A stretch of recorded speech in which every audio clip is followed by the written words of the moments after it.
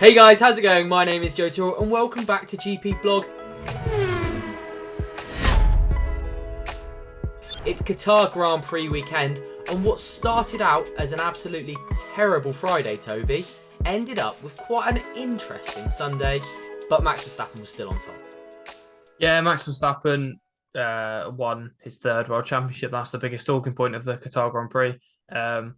We said it last week, probably the week before, and probably even the week before that. We knew it was coming.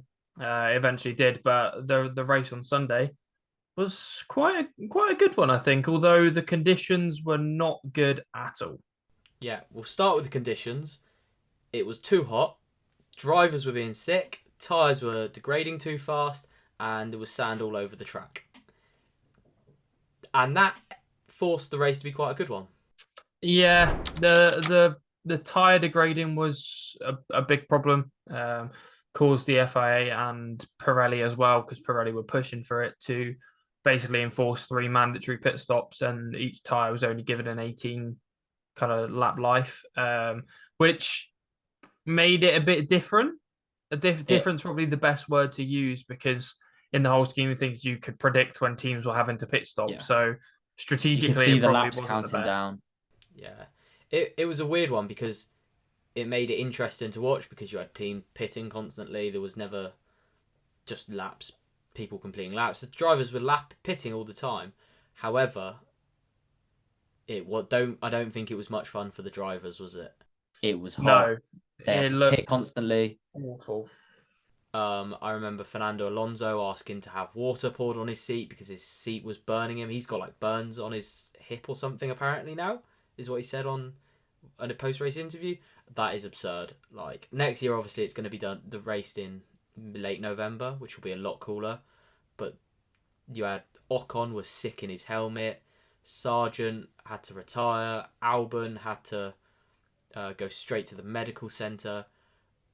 The conditions, and then that's on top of all the tyre stuff and all the sand on the track.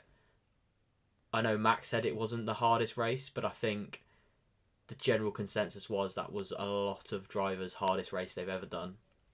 Yeah, and that's not even because of their, say, fitness levels, for example. It's just because of almost pure dehydration. They just couldn't deal with the heat. And Lando Norris actually said that quite a few of them fainted in the medical centre, which is crazy. And there's onboard footage of Lance Stroll at the end getting out of his car and immediately having to basically run over to an ambulance. And before the medical helper could even get out of the ambulance, he basically had to flung himself over the door to try and hold himself up. It was mental. Yeah, it was not good, and something Formula One needs to consider, because we can't be doing that again. Like it, yeah. These are the fittest athletes in the world. Like, they're not slouches, and that's happening. So yeah, Max Verstappen is as a third-time world champion. It was a matter of when, not if, wasn't it?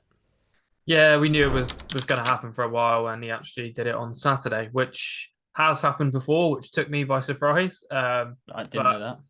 He just had to score, I believe, 3 points. I think it was. Yeah, 6th place finish. If Perez didn't, so it was 3 points or more. 3 points more than Perez. Sorry, we got there in the end. Yeah. And he did that extremely comfortably because Perez had an absolute shocker again. Another bad weekend for Sergio. Yeah, but we'll leave that to the off season, because I think that's when most of the talking about Perez needs to be done.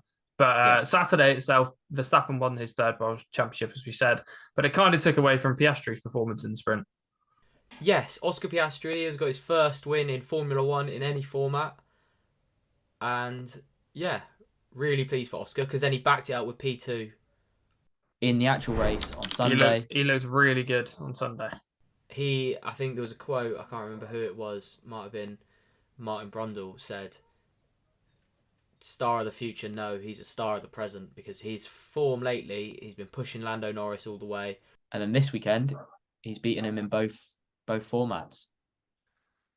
Yeah, he looked unbelievable. The result may have come a bit because of what happened with the Mercedes, which we should probably get onto as well. But that's still not taken away from the pace that the McLaren have and the performances that both Piastri and Norris put in this weekend, because to finish second and third get another double podium.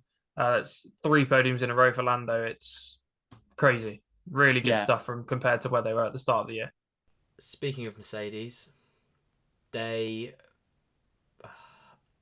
Hamilton's taken full blame. If you didn't know, Hamilton crashed into Russell at the start and ruined any chance Russell had of a podium, even though he did brilliantly to fight back, and it took Hamilton out of the race because his wheel came off.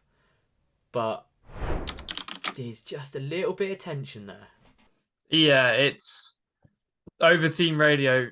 When it initially happened, Hamilton went, well, my teammate's just taken me out. And then as soon as he got back to the garage, he obviously looked at it and then straight away went and said that it was his fault. And I probably think it was his fault. But like you say, it ruined Russell's chances of getting a podium. It obviously ruined his race as well. It's a team's worst nightmare is your own driver taking the other one out. But Russell at least finished 4th. Like, that's something. But it's not a good weekend in the whole scheme of things. I think the consolation for Mercedes is that Ferrari ended up only having one car running. Because of Carlos Sainz, fuel issue or something, I don't know. But he never even started the race. So and Ferrari were miles off it. Like, even though Leclerc finished 5th, I think, he was still miles off it. Yeah, it was an odd weekend for Ferrari. And after all the good form they've had lately, yeah, that was a weird one for Ferrari. Not good. But yeah, is there a bit of tension there at Mercedes, or do you think it's just... I don't think so. I think that's just an incident that's happened. They'll talk about it and they'll move on. I don't think anything will be taken too severely from it. Hamilton's, like you said, he's already taken the blame. He's publicly said that. He went and apologised straight away to George after they hugged it out, and I honestly don't think anything else will probably come from this, because at the end of the day, George still absolutely bossed his race, ran through the field and got a P4. So it's not the end of the world for him, but obviously he will be thinking he could have easily got more and potentially even fought Max for the race win, which is probably the worst part about it. I think the problem Mercedes have got is that their car's not good enough for the race win with Max up there. And their 2 drivers are so evenly matched. So they're always going to be there in and around each other. Yeah, their pace on Sunday did look quite good, though.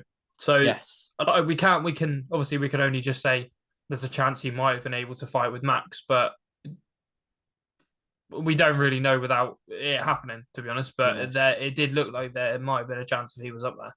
Yeah. Well, Toby, we've got 2 weeks off now.